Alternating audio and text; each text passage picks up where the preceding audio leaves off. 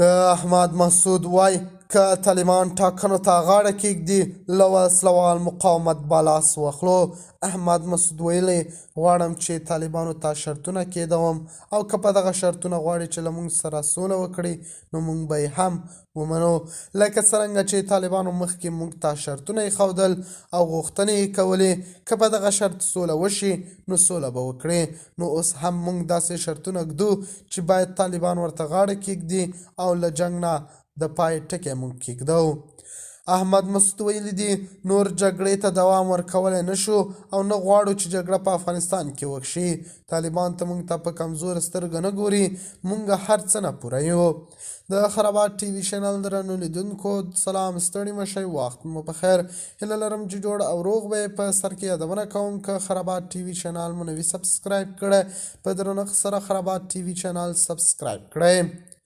احمد مسعود همدا راز ویلي که طالبان ټاکنو ته غاړه کېږدي د ملي مقاومت جبهې به له وسلوال مبارزې او مقاومت لاس واخلي.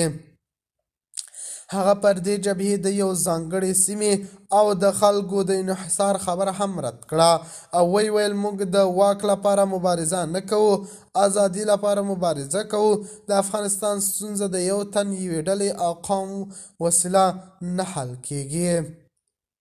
احمد مسعود زیاته کړې ده پوښتنې ځوابیدو لپاره له تاسې غواړم چې د ملي مقاومت جبهې جوړښت وګورئ، د انحصار په نوم څه به پکې ونه وینئ.